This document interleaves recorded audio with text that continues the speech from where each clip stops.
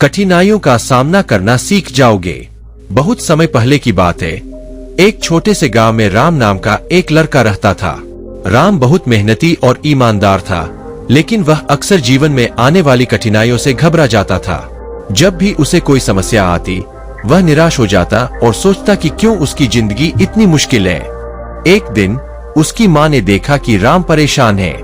उसने राम को अपने पास बुलाया और कहा, बेटा, मैं तुम्हें एक कहानी सुनाना चाहती हूँ। राम थोड़ा आश्चर्यचकित हुआ, लेकिन वह सुनने के लिए तैयार हो गया। उसकी माँ ने कहा, देखो बेटा, जीवन में हर किसी को कठिनाइयों का सामना करना पड़ता है। कोई भी व्यक्ति बिना कठिनाइयों के सफल नहीं हो सकता।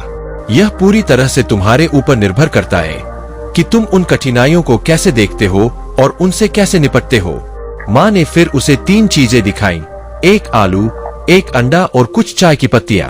उसने तीनों को पानी से भरे 3 बर्तनों में डालकर गैस पर रख दिया। थोड़ी देर बाद उसने आलू, अंडा और चाय की पत्तियों को बाहर निकाला और राम से कहा, अब इन्हें देखो और बताओ तुम्हें क्या समझ में आता है। राम ने कहा, आलू तो पहले सख्त था, लेकिन अब वह नरम हो गया है। अंडा पहले नाजुक था, लेकिन अब वह कठोर हो गया है। और चाय की पत्तियों ने पानी को रंग और सुगंध दे दी है। उसकी माँ मुस्कुराई और बोली, बिल्कुल सही बेटा।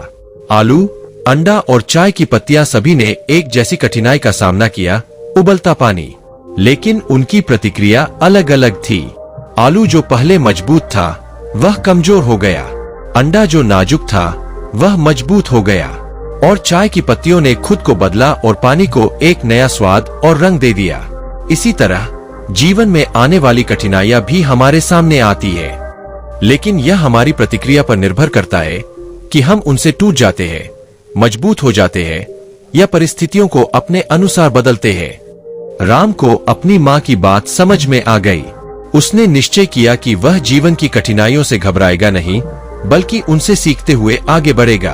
और इस प्रकार राम ने जीवन में आने वाली हर कठिनाई को एक अवसर के रूप में देखना शुरू कर दिया और धीरे धीरे वह अपने जीवन में सफल हो गया।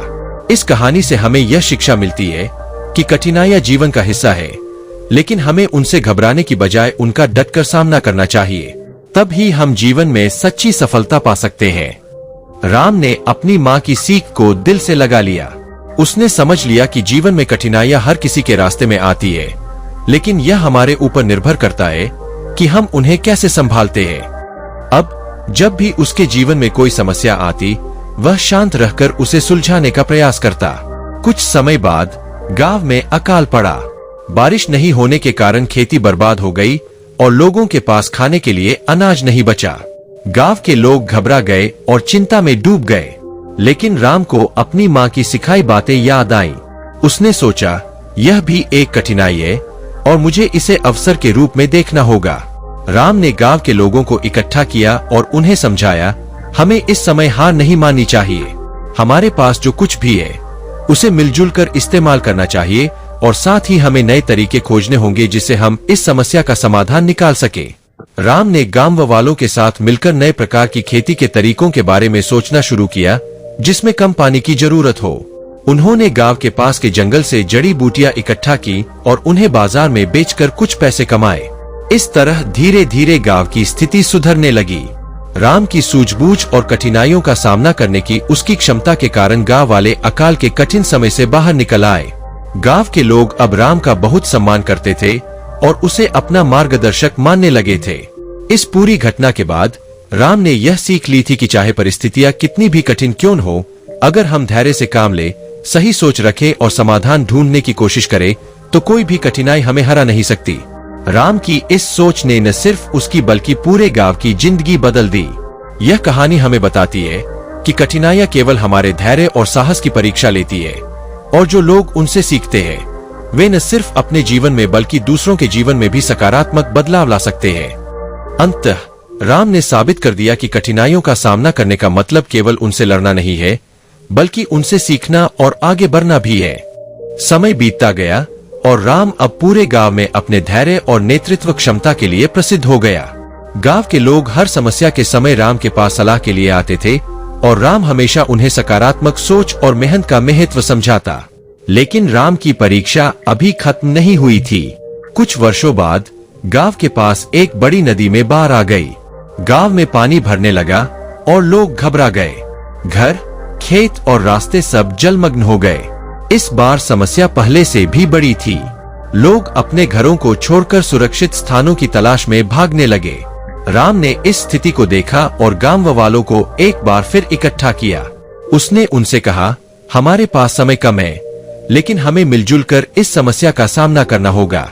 अगर हम घबराएंगे तो हालात और भी बिगड़ जाएंगे। राम ने तुरंत योजना बनाई। उसने लोगों को कुछ दलों में बांट दिया।